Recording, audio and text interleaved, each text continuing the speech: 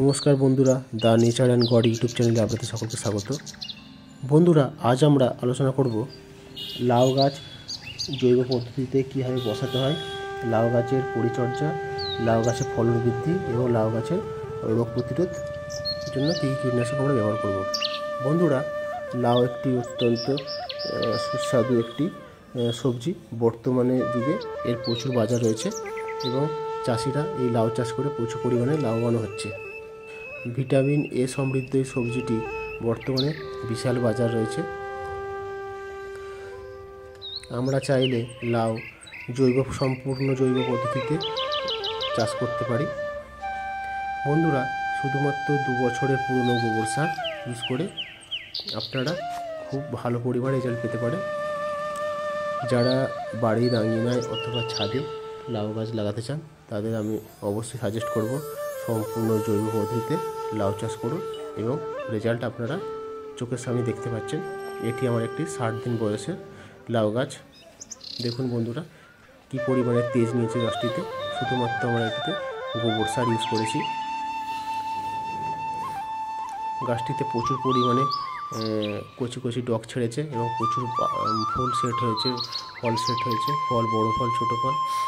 বন্ধুরা, জৈব গোবর সারের যে ক্ষমতা আপনারা না ইউজ করলে বুঝতে পারবেন না। কোনো রকম রাসায়নিক সার ছাড়া শুধুমাত্র জৈব উপায়ে চাষ করুন এবং রেজাল্ট আপনারা দেখতে পাচ্ছেন সামনে। কতটা সুন্দর ফলন এবং কচি কচি পাতা গ্রোথ দেখুন। লাউ গাছের রোগ পোকার আক্রমণ তেমন খুব একটা হয় না, তবে এর ফল ছিদ্রকারী পোকা এবং পাতা ছিদ্রকারী, পাতা খেয়ে ফেলা যে পোকাগুলো হয়, এগুলো প্রচুর পরিমাণে আক্রমণ হয়। তার জন্য আমরা জৈব কীটনাশক হিসেবে নিম তেল অথবা কাকা ইউজ করতে পারি।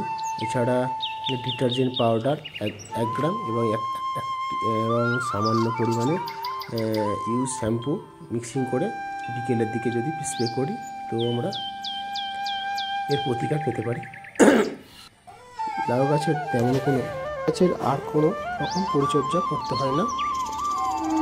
দেখুন বন্ধুরা, এটি আমার একটি দেশীয় খাকি লঙ্ঘনের ভ্যারাইটি। আমাদের অনেকগুলি দেশীয় খাকি লঙ্ঘনের গাছ রয়েছে, বড় বড়, সম্পূর্ণ জৈব পদ্ধতিতে গাছগুলি লাগানো। স্বাভাবিকভাবেই বেড়ে ওঠে এই গাছগুলি। আমি একটি আরকা নীলাচল কেশরের একটি ভ্যারাইটি লাগিয়েছি। গাছটির বয়স মাত্র 3 মাস। সম্পূর্ণ জৈব পদ্ধতিতে লাগানো গাছটি গ্রোথ দেখুন কি সুন্দর হয়েছে। আপনাদের সাজেস্ট করব সম্পূর্ণ জৈব পদ্ধতিতে আপনারা চাষাবাদ করুন এবং সুস্থ থাকুন। আর এইটুকুই। ভিডিওটি ভালো লাগলে অবশ্যই একটা লাইক করবেন, ভিডিওটিকে শেয়ার করবেন এবং আমার চ্যানেলটি নিয়মিত ফলো করবেন। দেখুন বন্ধুরা, সেই গোবর সার।